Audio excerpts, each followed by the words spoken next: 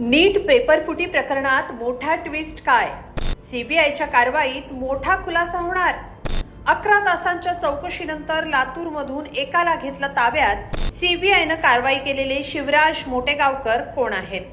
देशभरात खळबळ माजवणाऱ्या नीट पेपरफुटीच्या प्रकरणात सीबीआयनं सर्वात मोठी कारवाई केली आहे. त्यामुळे या प्रकरणात हादरवणारा ट्विस्ट आलाय.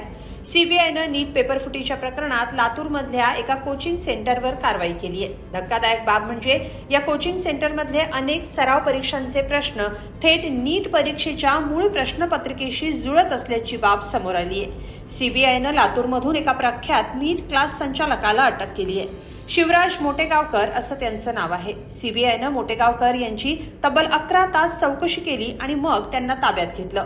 या प्रकरणात यापूर्वी सूत्रधार प्राध्यापक पी.व्ही. कुलकर्णी याला अटक करण्यात आली आहे. आता मोटेगावकर आणि कुलकर्णी या दोघांमध्ये कोणते आर्थिक संबंध आहेत याचीही सीबीआयकडून कसून चौकशी केली जाते. प्राध्यापक शिवराज मोटेगावकर हे आरसीसी कोचिंग क्लासचे संचालक आहेत. मुख्य सूत्रधार कुलकर्णीच्या अटकेनंतर शिवराज मोटेगावकर सीबीआयच्या मोठ्या कारवाईच्या रडारवर आले. तपास यंत्रणेच्या एका विशेष पथकानं रविवारी मोटेगावकर यांना चौकशीसाठी पुण्यात बोलावलं होतं. तिथं सायंकाळपर्यंत त्यांची चौकशी करण्यात आली. यापूर्वी शुक्रवारी पथकानं त्यांची 11 तास चौकशी केली होती आणि त्यानंतर पुढील तपासासाठी पुण्यात परत येण्याची नोटीस बजावली होती. सीबीआयनं मोटेगावकर यांच्या संस्थेच्या कार्यालयावर छापा टाकून अनेक कागदपत्र आणि इलेक्ट्रॉनिक उपकरणांची तपासणी केली. सीबीआयचं तपास पथक मोटेगावकर यांच्यापर्यंत कसं पोहोचलं हे देखील विशेष आहे. पेपरफुटी प्रकरणाचा सूत्रधार प्राध्यापक पी.व्ही. कुलकर्णी हा देखील लातूरचाच असल्याचं सीबीआयच्या तपासात उघड झालं. त्यानंतर या प्रकरणानं गंभीर वळण घेतलं. आता मोटेगावकर यांना सीबीआयनं ताब्यात घेतल्यानं या प्रकरणात नवा ट्विस्ट आलाय. मुख्य सूत्रधार असलेला कुलकर्णी एनटीएशी संबंधित होता आणि त्याला आधीच अटक करण्यात आली. त्याच्या चौकशी दरम्यान एक मोठी बाब सीबीआयच्या लक्षात आली.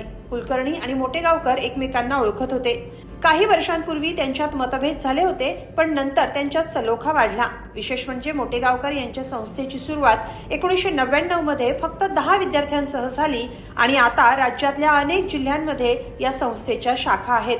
मूळचे लातूरचे असलेले कुलकर्णी आणि मोटेगावकर यांच्यातला सलोखा लक्षात आल्यानं त्यांच्यातल्या संबंधाचा तपास करण्यासाठी सीबीआयनं रविवारी लातूरमधल्या मोटेगावकर यांच्या कार्यालयाला भेट दिली. संगणक, लॅपटॉप आणि आयपॅड सारखी इलेक्ट्रॉनिक उपकरणं जप्त करून त्यांची तपासणी करण्यात आली. तर दुसरीकडे मोटेगावकर यांच्या कोचिंग सेंटरबाबत सीबीआयकडे एक तक्रार आली होती. त्यानंतर या कोचिंग सेंटरवरचा सीबीआयचा संशय अधिकच बळावला. आरसीसी इन्स्टिट्यूटच्या सराव परीक्षेतले अनेक प्रश्न प्रत्यक्ष नीट 2026च्या प्रश्नपत्रिकेशी मिळते जुळते होते असा दावा करण्यात आला होता. त्यामुळं सीबीआयनं मोटेगावकर यांची चौकशी सुरू केली. दरम्यान सोशल मीडियावर एक व्हिडिओ देखील समोर आला.